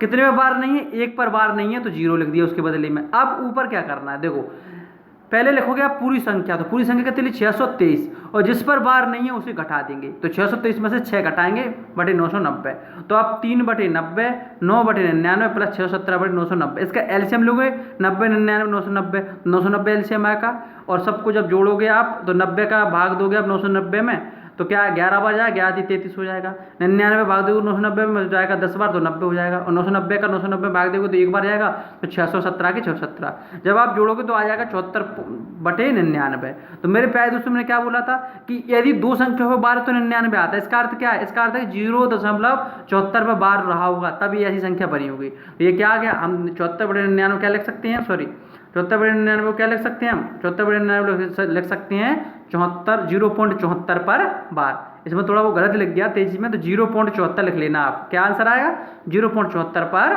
बार। ठीक है, तो यही इसका आंसर होगा। तो आई होप आशा करता हूँ कि आपको समझ में आ रहा है। देखो ऑप्शन नंबर 1 0.74 पे बार। ठीक है, अगला क्वेश्चन, 40 छात्रों और 2 शिक्षकों का औसत वजन 41 किलोग्राम है। मेरे प्यारे दोस्तों देखो औसत का अर्थ क्या होता है, जैसे मैंने बोल दिया औसत का अर्थ होता है कि जो भी संख्या औसत की है वो उतनी सब लोगों के पास छात्र हैं, तो अलग अलग जैसे 40 छात्र, चिंटू मिंटू किंटू पिंटू, यही 40 छात्र हैं, तो चिंटू का भी वजन 41 किलो, मिंटू का भी 41 किलो। इसका मतलब जो होता है एवरेज का मतलब है प्रत्येक व्यक्ति के पास 41 किलो वजन है, और 2 शिक्षक है तो उनके पास भी 41 वजन होगा। समझ में आ रही बात? तो 40 छात्र और 2 शिक्षकों का जो औसत है वो कितना 41 किलोग्राम है। शिक्षकों को शामिल ना किए जाने पर औसत वजन 1.5 किलोग्राम कम हो जाता है। तो शिक्षकों का औसत वजन ज्ञात है कीजिए। देखिए दोस्तों, इसको समझने का प्रयास करते हैं अपन, ठीक है। तो ऑप्शन नंबर क्या है? ये 11वां। देखो एक बात बताओ, 40 छात्र पर 2 शिक्षकों का जो एवरेज है वो कितना है? वो 41 है, 41 है। यानी इसका अर्थ क्या है कि दोनों शिक्षकों का 41 और 41 वजन है, ठीक है। और 40 छात्रों का भी 41 एवरेज का मतलब भी होता है कि सब लोगों के पास उतनी क्वांटिटी है किसी चीज़ की। अच्छा ये बताओ, यदि 2 शिक्षकों को बाहर किया आपने ग्रुप में से, तो जो बताओ उनके पास एवरेज के रूप में कितने वो थे वजन? तो 41 किलो था, तो कितने किलोग्राम बाहर गया उनके संगे वजन? तो 42 किलोग्राम तो वो बाहर वजन ले गए होंगे बाहर। उसके अलावा वो ये कह रहा है कि ये 2 शिक्षकों के जाने से 1.5 किलो वजन कम और हो गया। किसका? पूरे ग्रुप का। तो ग्रुप में कौन थे? तो जो बताओ, जब शिक्षक 41 किलो अपने बाहर लेके चले गए, ठीक है, और जब वो गए तो 1.5 किलो क्या है और कम हो गया सबका, 40 छात्रों का। ये बताओ, जब उनके जाने से 1.5 किलो कम हो गया, इसका अर्थ क्या है कि उनके पास इतनी वजन की मात्रा थी कि वो उनकी जो वजन था वो 1.5 किलो सबको और जुड़ा था एवरेज में। उनके पास इतना ज़्यादा था कि 1.5 किलो प्रत्येक 40 छात्रों को प्रत्येक को 1.5 किलो दिया था। इतना ज़्यादा था इनके 5 शिक्षकों का वजन। तो एक बात बताओ, 40 छात्र हैं, 40 के पास 1.5 किलो वजन कम हुआ। इसका अर्थ क्या है कि 40 और 1.5 का गुणा करेंगे तो 60 किलोग्राम वजन कम हुआ होगा टोटल। तो ये बता 60 किलो वजन कम हुआ उनके जाने से। इसका अर्थ है ये किनका वजन था? तो ये वजन था शिक्षकों का। तो जो 60 किलोग्राम है वो शिक्षकों का वजन और था। तो देखो 42 किलो तो वो ले गया एवरेज वाला, साथ में जो इतने ज़्यादा वजन था इनका कि जो 1.5 किलो और कम हो गया इनके जाने से, ठीक है। तो 40 इंटू 1.5 का गुणा करें तो 60 किलोग्राम। तो यानी कि टोटल दोनों का वजन निकल के आया 60 और 82। तो टोटल कुल शिक्षकों का वजन कितना आ गया? टोटल शिक्षकों का वजन आया 142। तो जो बता 2 शिक्षकों का वजन है 142, तो एवरेज कितना निकल के आएगा? 2 का भाग दे दो, तो प्रत्येक के पास कितना किलोग्राम? 71 किलोग्राम था। आई होप आपको समझ में आया होगा, ठीक है। ये चीज़ समझ में आई बात? इसको ऐसे समझ सकते हैं, जैसे मान के चलो 4 लोग हैं, ठीक है। कितने लोग हैं? 4 लोग हैं, और इनका जो एवरेज है 50 है। कितना है? 50 है। इसमें से एक बंदा गया और इस बंदे के जाने से, ठीक है, इस बंदे के जाने से पूरे ग्रुप का 10 किलोग्राम वजन कम हो गया। तो जी एक बात बताओ, जब एक बंदा गया होगा तो पूरा एवरेज कितने था? 4 लोगों का 50 था। तो जो 50 तो वो ले गया होगा अपना, क्योंकि एवरेज वाला तो साथ में ले गया। उसके अलावा इसके जाने से जो 3 लोग बचे, कितने लोग बचे? 3 लोग बचे। इनका 10-10 किलो वजन और कम हो गया। का एवरेज कम हुआ, यानी कि 10-10 किलो तीनों का कम हुआ। तो यानी कि 30 और वजन ले गया ये साथ में, तब इतने वजनदार हुए। तो 50 और 30 80, यानी कि जो व्यक्ति को बाहर निकाला गया है ग्रुप में से 4 लोगों के, उसका जो वजन था वो 80 किलोग्राम था, ठीक है। तो वो जब आया होगा, ठीक है, नहीं तो उसने क्या किया, 50 किलोग्राम अपने लिए रखा, 10-10 किलो उनको दे दिया होगा, तो इनका भी बढ़ गया था, 50-50 हो गया था, ठीक है। तो ये होता है मतलब इसका एवरेज का, ठीक है। तो मैं इसको बहुत ही टेक्निकल वे में कराने का प्रयास किया है, आप इसको समझने का प्रयास करें। अगला चलते हैं, अगला क्वेश्चन 12 हो गए, अगला क्वेश्चन 13। अगर दिन में 8 घंटे काम करने वाले 12 आदमी 24 दिन में 1,03,680 कमाते हैं, तो दिन में 6 घंटे काम करने वाले 16 आदमी 20 दिन में कितना पैसा कमाएंगे। मेरे प्यारे दोस्तों, एक जो कंसेप्ट है MDH का, माने मैन डे इंटू आवर्स, और नीचे लिखते हैं हम वर्क W, मतलब टोटल वर्क, चाहे वो पैसा के रूप में हो सकता है, ईंटों के रूप, कुछ के भी रूप में हो सकता है, वो वर्क लिखते हैं उसके नीचे, ठीक है। वही कंसेप्ट है, ये मैं समझाने का प्रयास करता हूँ, ठीक है। तो आप देखो MDH फॉर्मूला है, देखो इसमें क्या लिखा होता है, इसमें ये होता है कि देखो कितने व्यक्ति हैं, कितने दिन तक कार्य कर रहा है, कितने घंटे काम कर रहा है, और नीचे होता है उनका टोटल वर्क आता निकल के, ठीक है। इसी प्रकार से क्या हुआ कि 12 व्यक्ति थे, ठीक है, 24 दिन में, और 8 घंटे प्रतिदिन कार्य करके कितने रुपए कमाते? 1,03,680। अब वो चाहते हैं कि 16 जो है आदमी 20 दिन में 6 घंटे कार्य करके कितना कमाएंगे। तो इनके बराबर लिख देंगे अपन दोनों को, तो दोनों सूत्रों बराबर लिख देंगे, दोनों की तुलना कर देंगे। तो तुलना करोगे आप तो फिर काट कूट के आप तो ये आएगा 6W, ठीक है, और बराबर 1,06,000, क्योंकि उसका 3 गुणा करेंगे तो 1,03,680 × 5, तो W बराबर निकल के आ जाएगा अपना कितना? 86,400, कितना निकल के आ जाएगा 86,400। तो आई होप आपको जो है समझ में आया होगा कि ये क्या समस्या है। ठीक है, तो ये MDH फार्मूला है टाइम एंड वर्क का। ठीक है, कि ऊपर कितने समय तक कर रहा है, कितने दिन तक कर रहा है, तो नीचे वो टोटल वर्क दोनों की तुलना कर दी और आपने W का मान निकाल लिया, क्योंकि इधर इस साइड का W निकालना था। ठीक है, कि कितने रुपए मिलेंगे यदि कोई व्यक्ति 16 तो इस 16 दिन कार्य करेगा, 16 आदमी 20 दिन कार्य करेंगे 6 घंटे की एक तरीके से एवरेज घंटे से। ठीक है, तो आपको ये समझ में आ गया होगा। ठीक है, दोनों की तुलना कराई और कैलकुलेशन कर दी, आंसर आ जाएगा। ठीक है, जो होगा 13। अगला क्वेश्चन, अब आते हैं क्वेश्चन नंबर 14। देखो, एक आयत का विकर्ण 15√5 या 5 है सेंटीमीटर है और इसका परिमाप 90 सेंटीमीटर है। आयत का क्षेत्रफल कितने वर्ग सेंटीमीटर है? आयत का क्षेत्रफल कितने वर्ग सेंटीमीटर है? तो देखो आगे का प्रयास करते हैं, क्या है ये, तो कितने सेंटीमीटर है। ठीक है, तो अब देखो यहाँ पर 14वां क्वेश्चन, देखो ये रहा 14वां क्वेश्चन। देखो मैंने मान लिया ये आयत है। ठीक है, आपको दिख रहा होगा ये क्या है, आयत है। अब मेरे प्यारे दोस्तों यहाँ पे परिमाप बराबर क्या होता है, 2a + b = 90। तो a + b का मान कितना आ गया, 45। यानी कि a + b क्या है, लंबाई प्लस चौड़ाई, यानी कि आयत की लंबाई और चौड़ाई का अनुपात है वो 45 है। ठीक है, कितना है, 45 है। जबकि यदि विकर्ण की बात करें तो विकर्ण था इसका कितना था, 15√5। 15√5 को यदि 15 को भी अंदर ले जाएंगे तो क्या, तो 225 पहुँच अंदर हो जाएंगे, कितने हो जाएंगे, 225। देखो ये मैं लेके आया, जैसे 15√5 है, ये 15√5 विकर्ण दिया है, इसको यदि पूरा बनाएंगे तो ये अंदर जाएगा 15, तो ये वर्गमूल हो जाएगा 225 हो जाएगा। 225 × 5 करें तो 1125, यानी कि जो विकर्ण है वो कितना, 1125। ठीक है, अब आपको करना क्या है कि ऑप्शन से जाना है। यहाँ पे किससे जाना है, ऑप्शन से, कि हम ऐसे कौन से ऑप्शन चुने कि उसके गुणा करने पर जो क्योंकि लंबाई क्षेत्रफल क्या होता है, लंबाई इंटू चौड़ाई, तो और जो है इसका परिमाप कितना है, 45। कितना है, सॉरी a + b, लंबाई और चौड़ाई का जो योग है वो है 45। तो यदि आप सोच सकते हो कि ऐसा भी हो सकता है कि लंबाई 20 हो और जो चौड़ाई, सॉरी लंबाई 25 हो चौड़ाई 20 हो, तो 25 और 20 को गुणा करोगे तो कितना आ गया, 500। कितना आ गया, 500 आ गया क्षेत्रफल। तो ये तो हो नहीं सकता, ये तो हो नहीं सकता। और ऐसे भी सुन सकते हो आप कि 25 का स्क्वायर करोगे तो 625 और 20 का स्क्वायर करोगे तो 400, तो 625 400 जो होगा 1025। तो विकर्ण तो ये गलत निकल के आया ना। विकर्ण क्या होगा, विकर्ण जो होगा कि लंबाई का स्क्वायर और चौड़ाई का स्क्वायर, तो 1125 विकर्ण चाहिए, ऐसा अनुपात चाहिए 45 का।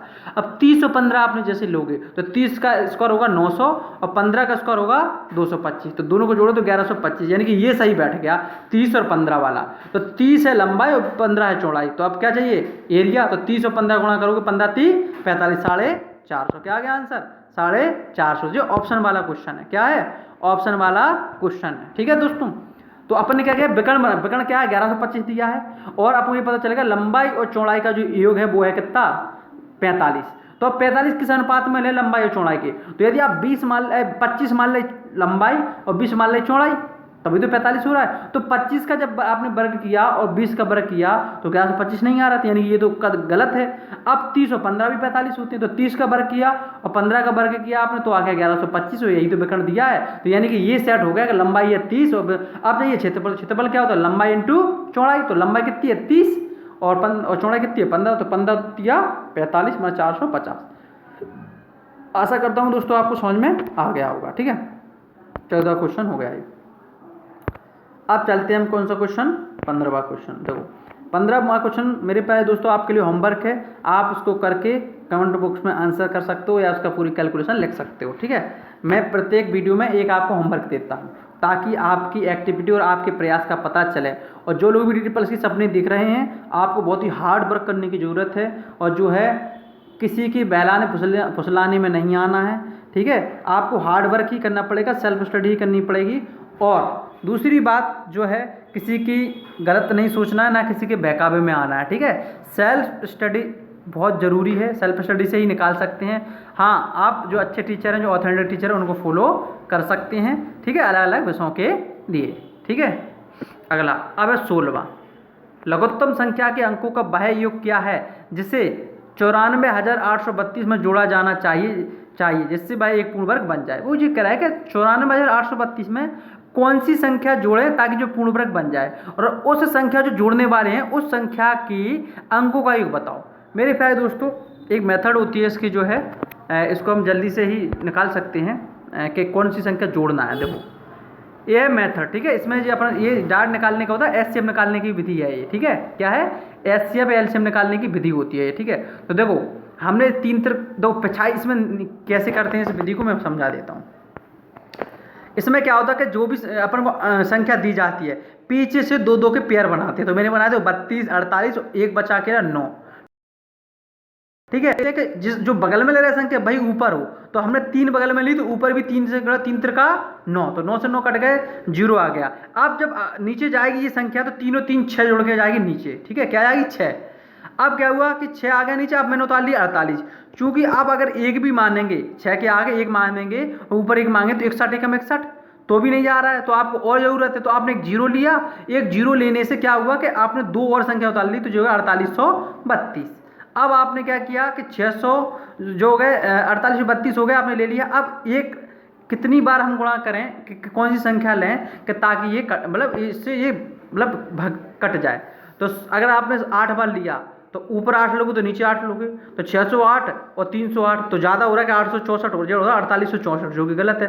तो आप क्या करेंगे अपन 32 से तो ज़्यादा है ना, तो 7 बार लेंगे। 7 बार लोगे तो 607 इंटू 7 करोगे आप, 607 इंटू 7 करोगे तो आएगा 4249। तो 4832 में से 4249 जब घटाओगे तो आएगा 583, यानी कि 583 ज़्यादा है संख्या ही, ठीक है। किसी वर्ग जो बनी है वो ज़्यादा है, लेकिन आप लोग को तो जोड़ना है। क्या करना है? जोड़ना है। तो 583 में और ऐसा क्या जोड़ दें कि वो क्या आ जाए, जो है वो वर्ग बन जाए। तो देखो जो बगल में संख्या आती है 614 है ना, इसमें से आप घटा दीजिए क्या 583 लेकर एक कम करके घटा दीजिए। तो 614 में से आप 582 घटाओगे तो आया 32, यानी कि यदि आप 94,832 में 94,832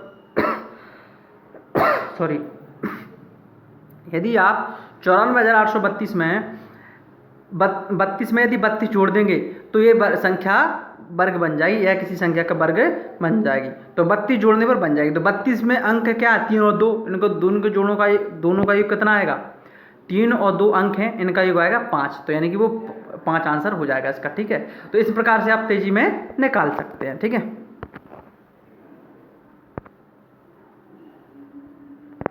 17वां क्वेश्चन, 35,040 की धनराशि ABC में इस तरह से बांटी जाती है कि A के हिस्से का 6 गुना, B के हिस्से का 7 गुना और C के हिस्से का 8 गुना बराबर है। तो A का हिस्सा ज्ञात कीजिए। चलते हैं दोस्तों A का हिस्सा निकालने के लिए, ठीक है। क्वेश्चन अच्छे से पढ़ें, रोक के वीडियो। देखो राशि कितनी है? राशि कितनी है? तो राशि है 35,040। अच्छा ABC क्या? A का 6 गुना, नीचे देखना ये वाला, ठीक है।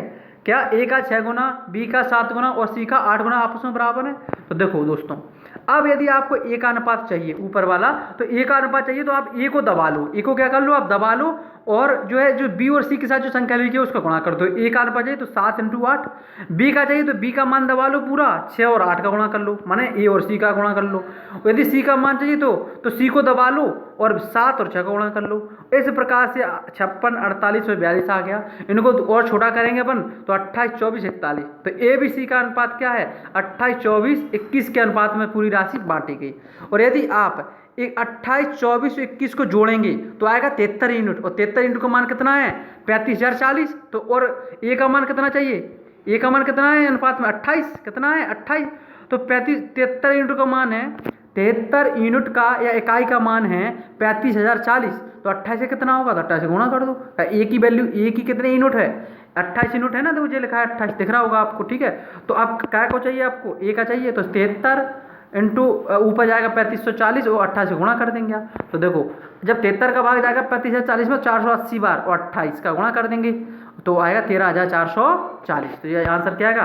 13,440। तो आपको अनुपात निकालना आ गया होगा। ऐसे जब 3 दिए गए हों तो 3 दिए गए हों तो यदि A का अनुपात चाहिए तो B और C का जो मान है उसको लिख दो गुणा करके A के नीचे।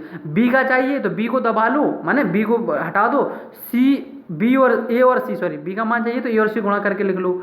और यदि C का मान चाहिए तो A और B के मान है जो उसको गुणा करके लिख लो, और इनको जो करके A B C का मान जो निकल के अनुपात आ गया। तो A और B और C का अनुपात क्या है? 28, 24 और 21।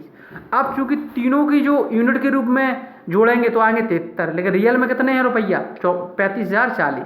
73 के बराबर कितना है? 35,040, ठीक है। तो 1 यूनिट का मान क्या होगा, 35,040 बटे 73 इंटू 28 किलो का, क्योंकि 28 मान किसका है अनुपात में ए का, यही तो पूछा गया तो गुणा कर दिया अपन ने, तो टोटल जो कैलकुलेशन की तो निकल के आ गया 13,440। 17वां क्वेश्चन हो गया दोस्तों, ठीक है। अब चलते हैं हम 18वां क्वेश्चन। एक परीक्षा में 72% छात्र गणित में और 68% छात्र विज्ञान में उत्तीर्ण हुए। अगर 18% छात्र दोनों विषयों में, ठीक है, और देखो अनुत्तीर्ण हुए दोनों में 18%, तो कितने छात्र दोनों विषयों में उत्तीर्ण हुए। मेरे प्यारे दोस्तों, आपको डाटा दिया गया है, ये गणित में जो पास हुए वे हुए 72%, जो विज्ञान में पास हुए वो 68%, लेकिन जो दोनों में फेल हुए या अनुत्तीर्ण हुए वो हुए 18%। देखो इसका जो वेन डायग्राम बनता है वो बनता है दोनों का जो दिया जाता है उसी के आधार पर आपको वेन डायग्राम बनाना पड़ेगा, वो जल्दी बन जाता है, ठीक है। तो इसको बनाते हैं। तो कैसे बनाओगे, आपकी सबसे पहले इसका नियम है कि आपको फेल दोनों दिए उसी पे बनाना है। तो फेल दिए होंगे तो फेल का ही डायग्राम बनाओ, ठीक है। अच्छा एक बात बताओ दोस्तों, मैथ में उत्तीर्ण कितने हुए थे 72%, तो जो बताओ कि अनुत्तीर्ण कितने हुए होंगे 28%, ठीक है। अच्छा साइंस में कितने उत्तीर्ण हुए थे, मतलब पास हुए थे, वो हुए थे 68%, तो फेल कितने हुए होंगे 32%, ठीक है। अब दोनों में उत्तीर्ण कितने हुए, अनुत्तीर्ण कितने हुए, सॉरी फेल कितने हुए, तो 18%। अच्छा एक बताओ दोनों में 18% हुए। अच्छा मैथ में उत्तीर्ण कितने हुए 28%, ऊपर निकाल दिया अपन ने, और साइंस में उत्तीर्ण कितने हुए 32%, क्योंकि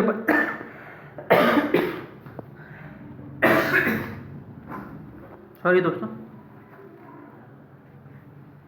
तो आपने देखा कि मैथ में जो अनुत्तीर्ण हुए वो है 28%, साइंस में हुए वो 32%, दोनों में जो अनुत्तीर्ण हुए, यानी कि हमने जो वेन डायग्राम बनाया जो या वेन आरेख बनाया वो फेल का बनाया। किसका बनाया, फेल का। देखो आपको जो भी दोनों बीच की यूनिट दी हुई है ना, जो दोनों की उसी यूनिट पे बनाना होता है। तो फेल का डाटा दिया था दोनों का, तो अपन ने उसी यूनिट पे बना दिया, तो सरल पड़ जाएगा। अच्छा एक बात बताओ, 18% जो है दोनों में फेल हुई, साइंस में भी और मैथ में भी। लेकिन अगर आप चले गए अब केवल मैथ में, पूरे मैथ में फेल कितने हुए 28%, क्योंकि ये जो गोला है ना, जो गोला फेल वाला, तो जो पता पूरा 28 का है और 18 आ गया दोनों में, तो केवल मैथ में कितना बचा 10। इसी प्रकार से जो साइंस का गोला है वो उसका मान कितना 32%, तो जो होता 18% तो आ गया दोनों में, ठीक है। तो कितना प्रतिशत अकेला बचा, तो 14%, ठीक है।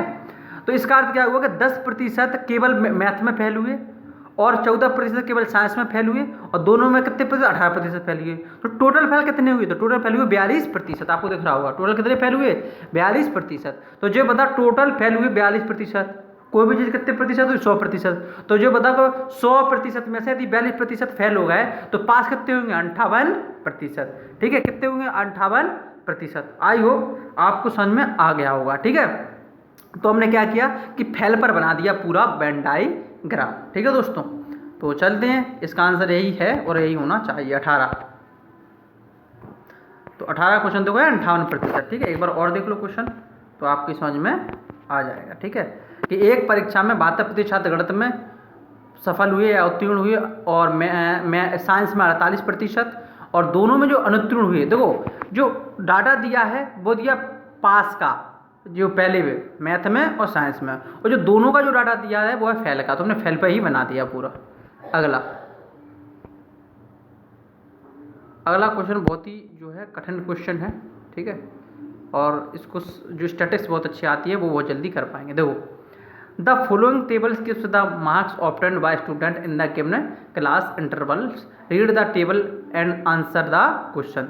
देखो क्लास इंटरवल क्या है 0 से 10, 10 से 20। देखो इसका मतलब क्या होता है, देखो दोस्तों कि माना 0 से 10 जो नंबर लाने वाले बच्चे हैं वो 0 से 10 के बीच में जो अंक लाए, ठीक है, वो उनकी ऐसे स्टूडेंटों की संख्या है 24। इसका मतलब जो होता है, ठीक है, इसका मतलब होता है कि 0 से लेके 10 के बीच में जो नंबर लाने वाले लड़के हैं वो कितने हैं 24, और 10 से 20 में लाने वाले हैं 28, और 20 से 30 के बीच अंक लाने वाले हैं 36, और 30 से 40 के बीच में अंक लाने वाले हैं 44 बच्चे, और 40 से 50 के बीच में 46, और 50 से 60 के बीच में x, और 60 से 70 के बीच में 20, और 70 से 80 के बीच में 10, ठीक है। इसका मतलब समझ में आया कि क्या होता है इसका अर्थ। अब ये पूछ रहा है कि if value of x is taken as 32, यदि वह एक्स की वैल्यू 32 ले लेते हैं तो पाई चार्ट और एक पाई चार्ट ड्रॉ करते हैं, तो what will be the centre angle of the sector representing the median class.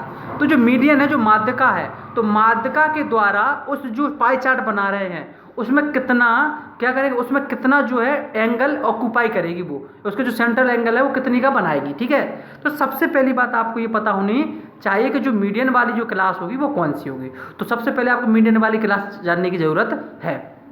देखो मेरे प्यारे दोस्तों, मीडियन का अर्थ होता है कि वह अंक जिससे आधी संख्याएं होंगी छोटी और आधी संख्याएं होंगी बड़ी। मीडियन का अर्थ क्या होता है कि मीडियन का अर्थ होता है कि आधी संख्या उससे छोटी होंगी और आधी संख्याएं बड़ी होंगी। क्या होंगी? बड़ी होंगी। हम सबसे पहले तो बात ये समझने का प्रयास करेंगे कि टोटल संख्या है कितनी। मतलब टोटल संख्या माने टोटल स्टूडेंट हैं कितने। ठीक है, टोटल स्टूडेंट हैं कितने। तो देखो इसमें क्वेश्चन प्रयास करते हैं जानने का। देखो ये रहा पूरा जो है क्वेश्चन। सबसे पहले हम जानने का प्रयास करते हैं कि टोटल, तो अपन ने क्या देखा 24, 28, 36 ये किया और फिर किया अपने संचय आवर्ती, माने 24, फिर 24 में 28 जोड़ा तो 52 और 52 में 36 जोड़ा तो 88, 88 में 84 जोड़ा तो 132 और जो संचय आवर्ती निकाली माने एक दूसरे में जोड़ते चले गए। तो आप देखोगे और फिर हमने क्या किया, छात्रों की संख्या जोड़ी, तो छात्रों की संख्या जोड़ी तो वो आई 240। इसको हम 2 से भाग देंगे क्योंकि 2 से भाग देने पर बीच का अंक निकल के आ जाता है कि बीच में ये संख्या है। तो जो बताओ बीच, जब हमने 2 से भाग दिया मैंने n/2 किया तो 120 आया, यानी कि जो 120वें नंबर का स्टूडेंट है वो मीडियम है, माध्यिका है। तो जो बताओ जो इसमें 120 जो 20 वाला जो बच्चा है वो कहाँ पे आएगा, तो वो आएगा 132 की क्लास में। क्यों? क्योंकि वो 88 से शुरुआत हुई और 88 से लेके 132 तक की क्लास है 132 वाली। 132 के सामने क्या लिखा हुआ है, छात्रों की संख्या कितनी है 44। कितनी है 44, यानी कि हमें ये पता लग गया यहाँ से कि 44 जो स्टूडेंट है वो माध्यिका है, वो एंगल बनाएंगे। तो टोटल स्टूडेंट कितनी है 240 और 44 जो वाला है वो बनाएंगी मीडियन। वो क्या बनाएगी? मीडियन है, वो मीडियन है एक तरीके से। ठीक है, मीडियन वाला छात्रों की संख्या है। तो जो बताओ कि 240 बराबर 360 डिग्री, क्योंकि एक पाई चार्ट में देखो पर यहाँ आ जाओ डायरेक्ट, यहाँ पे मीडियन नहीं निकालना है, ध्यान रखना। ठीक है, मीडियन तो आएगी 37.7, यहाँ सीधा आना है 240 टोटल स्टूडेंट है। तो 240 स्टूडेंट का मान कितना होगा 360 डिग्री। तो एक स्टूडेंट कितने कोण को दर्शाएगा, तो 360/240। तो 44 स्टूडेंट है ना, अपनी माध्यिका के सामने कितने हैं 44, क्योंकि जो माध्यिका में उपस्थित जो स्टूडेंट है, जो वाला जो सेक्शन है, जो क्लास है, जो इंटरवल है, तो इंटरवल 30 से 40 है ना, तो 30 से 40 वाली जो इंटरवल है उसमें 44 स्टूडेंट है।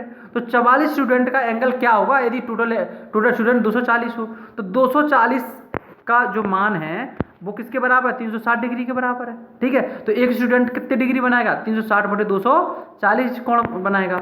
तो 44 स्टूडेंट कितने बनाएगा 360/240 × 44। तो जब आप भाग दोगे तो 120 से काट लो, तो 120 तीगा 360 और 120 दूनी 240, तो 3/2 × 44 तो आएगा 66 डिग्री।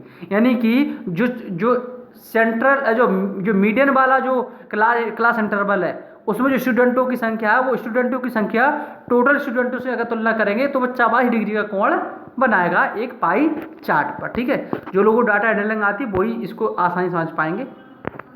अगला, the following table gives the marks obtained by student in the, वो सेम के सेम है। अब जैसे कह रहा है कि यदि हम क्या कर दें, यदि जो माध्य है, माध्यिका होती पहले, अब ये माध्य है, यदि माध्य इस टेबल का कितना हो 37.64 हो तो आप x का मान ज्ञात कीजिए। ये क्वेश्चन है 20वां। ये क्वेश्चन क्या है, ये क्वेश्चन नंबर 20वां है। ठीक है दोस्तों, तो क्वेश्चन नंबर 20 है, इसमें ये पूछा गया उन्होंने कि यदि माध्य 37.64 हो तो अब ये बताओ x का मान ज्ञात कीजिए। देखो तो माध्य निकालते कैसे ऐसे। देखो दोस्तों, माध्य निकालने के लिए क्या करते हैं हम कि सबसे पहले जो क्लास इंटरवल लिखा है ऊपर दिख रहा होगा आप CI पर नंबर ऑफ स्टूडेंट F बोलते हैं, और जो क्लास इंटरवल का जो मध्य होता है उसे X कहते हैं। जैसे 0 और 10 को जोड़ के 2 का भाग दो तो क्या आ गया 5 आएगा, 10 और 20 को जोड़ के भाग दो तो क्या आएगा 15 आएगा। ठीक है, तो ये X निकाल लिया अपन ने।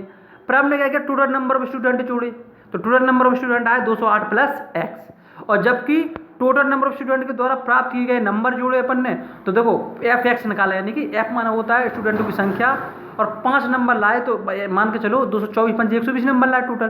तो टोटल जब नंबर जोड़े हमने तो जो आएगा अपना कितना 7100 + 55x, क्या आएगा 7100 + 55x।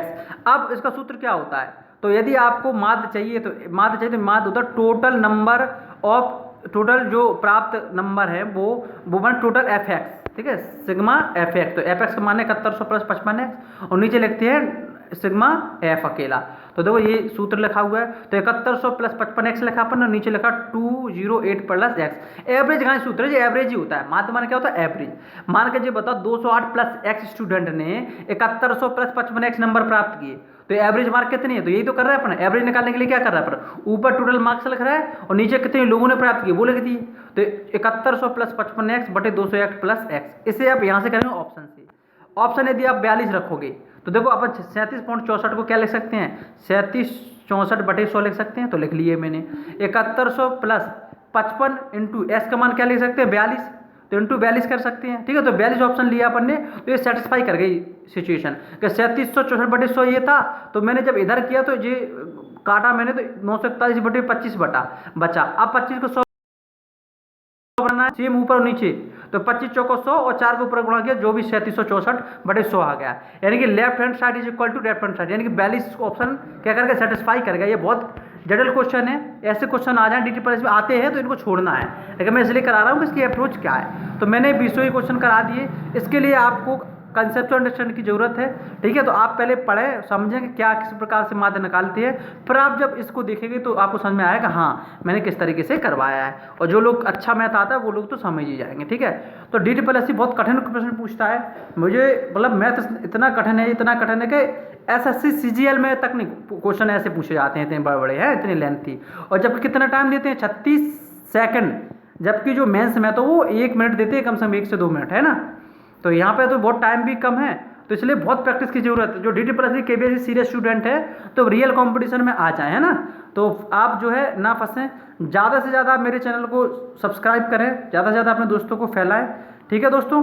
कुछ लोगों को समझ में नहीं आती है, वो जब फेल हो जाते हैं ना तब उन्हें समझ में आती है कि रियल पढ़ाई क्या होती है, और एक बाजारीकरण जो कोचिंग करती हैं पढ़ाती इतना अच्छा नहीं है, लेकिन कोट पैंट पहन के अच्छे यूट्यूब और जे वो सरल क्वेश्चन कराएंगे, आपको समझ में आएगा, ठीक है। आपको पूरे यूट्यूब पर ही मिलेगा जो है पूरे क्वेश्चन करा रहा होगा DTPS के। बहुत कम यूट्यूबर है, 1 से 2 या 4, ठीक है। उसका रीजन है सब मेहनत लगती है मेरे दोस्तों, और इससे व्यूअर भी नहीं आते, व्यूशिप नहीं आती। क्यों? क्योंकि जो रियल स्टूडेंट को वही दिखा इतनी कठिन चीज़ें, वही घर पर खोज करेगा, वही लगे रहेगा। आप भी में से बहुत से कम लोग हैं जो इससे टकराएंगे मैथ से, वो तो निकल जाएंगे दाएं बाएं करके, हाँ ठीक है छोड़ो DTPS नहीं करेंगे, MP टेट कर लेंगे। लेकिन जो MP टेट वर्ग 2 की तैयारी कर रहे हैं वो तो प्रत्येक सेक्शन देखें, तो चाहे मैं पुलिस की तैयारी कर रहा हूँ तो रीजनिंग का अलग से बना रहा हूँ, तो रीजनिंग भी तो आएगी ना आपकी में, मैथ का अलग से आ रहा है, तो ये मैथ रीजनिंग तो सेम कंसेप्ट है, ये CGL MTS में आएगी। अभी मैं MTS का पेपर देने गया था तो मुझे बड़ी सहूलियत हुई, केवल टीचिंग की तैयारी से MTS का बहुत अच्छा मेरा पेपर गया। क्यों? क्योंकि मैथ इतना जटिल आता DTPS में कि अच्छे जो है फेरी खा जाते हैं, ठीक है।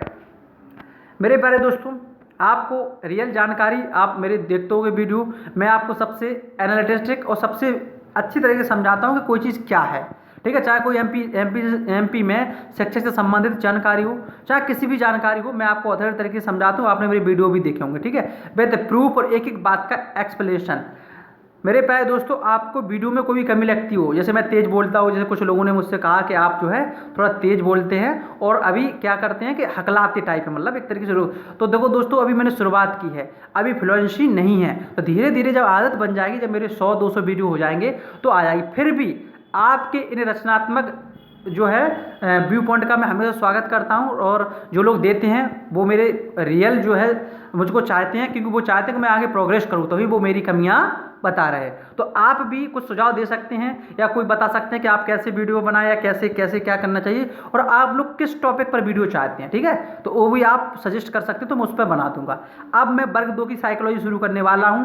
आज से प्रयास करूंगा कि मैं जो है पर्सनालिटी टॉपिक उठा लूं और फिर अधिगम ऐसे करके अपन चलेंगे, ठीक है। तो पूरी मैं साइकोलॉजी पढ़ाने वाला हूं, पूरा मैथ पढ़ाने वाला हूं वर्ग 2 का, और पूरी मैं जो है हिंदी पढ़ाने वाला हूं। तो कुल मिला के आपको रियल कंटेंट और धीरे धीरे करके सब चीज़ें मिलने लगेंगी, ठीक है। वर्ग 2 के जो लोग भी हैं वो जुड़े रहे। आप देखना मेरे यूट्यूब चैनल से पढ़े हुए या मुझसे पढ़े हुए बच्चे, और जो लोग अदर जो फंस रहे हैं, और जो लोग कहते हैं आसमानी किताब से आते हैं क्वेश्चन, उनमें अंतर मिलेगा। आप कभी नहीं बोलोगे, चाहे वो वर्ग 3 हो चाहे वो वर्ग 2 है, कि आसमानी किताब से क्वेश्चन आ रहे हैं, ठीक है। मैं इतनी गहराई से पढ़ाऊंगा, इतने अच्छे से पढ़ाऊंगा, तो आपसे विनम्र निवेदन है कि अपनी ज़िंदगी खराब ना करें, ठीक है। आप समझे कि रियल व्यू पॉइंट क्या होता है, रियल क्या होता है, ठीक है। तो आप ना फंसें किसी के चक्कर में, समझने का प्रयास करें। आप जो है गाइडेंस ले सकते हैं। मैं कोचिंग के लिए नहीं कर रहा हूँ, मैं तो फ्री पढ़ा रहा हूँ, तो मैं कुछ पैसे कहाँ दे ले रहा हूँ आपसे। तो मेरा मकसद एक ही है कि आप सही गाइडेंस पकड़ें ताकि आप टीचर बन जाएं, ठीक है। और बहुत बहुत धन्यवाद जो लोग जो है मुझे सपोर्ट करते हैं उनके लिए, और उनका बहुत बहुत स्नेह उनको जो है कि वो लोग जो है इतना मेरी मदद कर रहे हैं एक तरीके से, और जो भी लोग कर रहे हैं आपको बहुत बहुत धन्यवाद, ठीक है। मिलते हैं दोस्तों अगले वीडियो में, धन्यवाद।